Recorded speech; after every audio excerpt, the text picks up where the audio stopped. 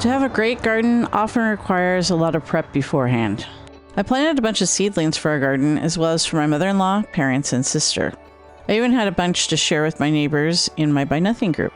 Scott did the heavy lifting, literally. He cleaned out the dead plants, sucker hoses, and tomato cages from last season. He then shoveled an astonishing amount of dirt to top off my boxes as well as Mom's. He even filled a half whiskey barrel so I could plant a new rosemary plant. Once the boxes were ready, I planted my seedlings and seeds. Let's go on a little tour of the Pacific Northwest Suburban Homesteading Garden for 2026. These are 2 early Willamette tomatoes. Around the volunteer sunflower left courtesy of local squirrels and birds.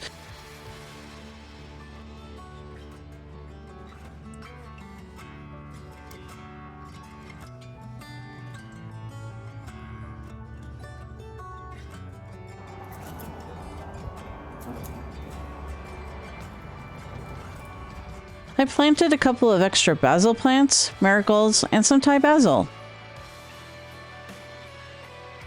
I seeded a few kinds of carrots in the remainder of the box. I forgot to plant my golden beets, but there's still a little space, so I may still get a chance. This is my pepper box this year. This is a longer box, so I was able to put all of my hot and sweet peppers in one place.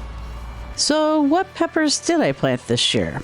There are 13 jalapenos. For our early jalapenos, these are a tried and true variety that produce an abundance of good-sized peppers. Scott really loves my Cowboy candy Relish. I've linked a bunch of videos about peppers and their uses, including one on making the relish, in the description. He goes through quite a bit of it, so I need a lot of plants to provide enough peppers. Plus, he likes to snack directly out of the garden. Yes, even hot peppers. A good portion of the jalapenos are part of my purple jalapeno development project. I have been saving seed for a few years now.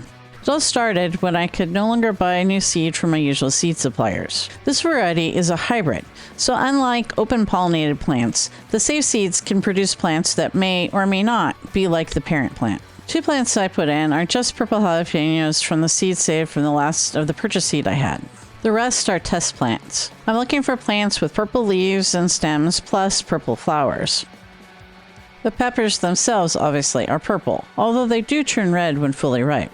I'm also looking for larger fruits. Purple ones are smaller than the early variety. Maybe in time I could change that. As it is, last year not only were all of my purple peppers smaller as expected, but some of the test plants had really tiny fruit, completely unsuitable for anything other than being ornamental. I have 2 batches this year from 2 ripe peppers I saved to dry from the 2 best plants from last year's plants. It'll be interesting to see how they turn out once they flower and get peppers on.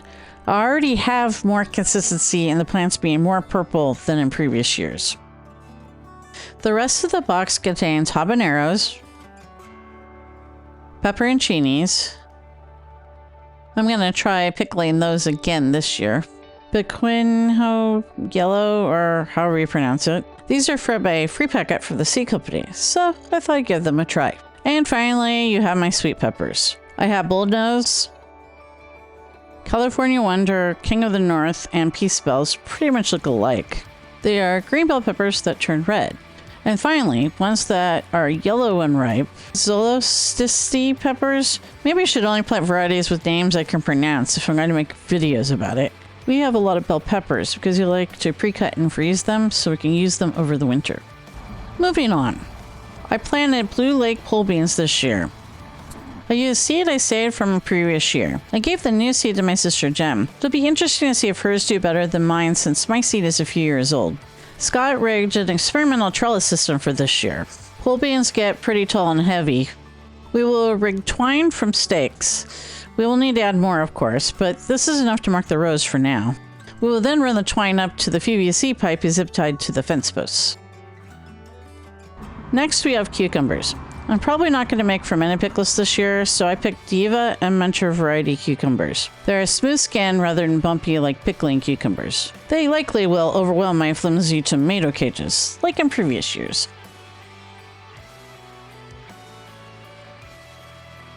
This one is zinnias, sunflowers, thornless blackberries, scarlet runner beans, and snapdragons.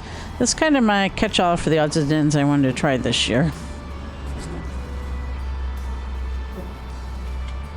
And now the tomatoes. I needed 2 boxes plus the early Willamettes I already mentioned earlier. I stuck in a couple of French dwarf marigolds and peppermint stick zinnias for the pollinators, and because they are pretty. I like to have lots of flowers to help attract pollinators. All of the tomatoes in this box are paste tomatoes. We have 2 Martino's Roma, 2 Pink Fang, one of this year's freebies, 2 Plum Regal, and 3 Repreco.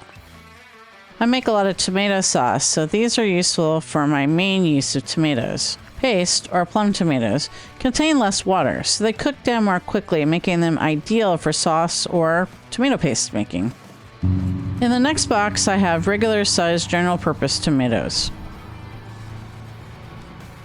I planted 2 Early Girl, 2 Oregon Spring, and a new variety, Santiam. They make great eaters, plus a bunch end up in the sauce.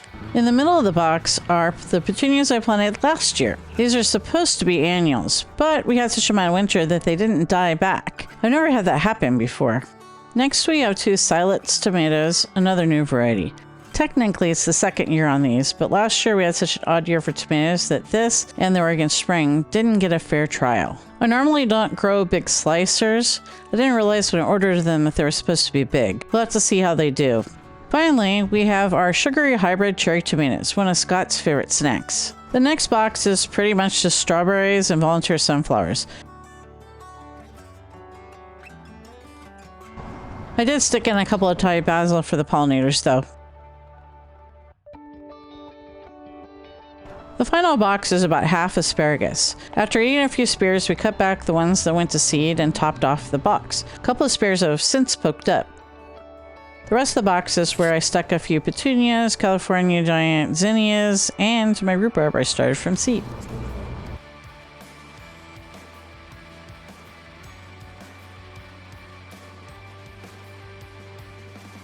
Other than being short a couple of tomato cages, the garden is set for the season.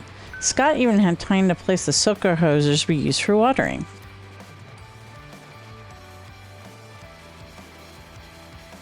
And that brings us to the end of our tour. Now we wait and see how everything goes. Thanks for coming along to see what we've been working on here at the homestead.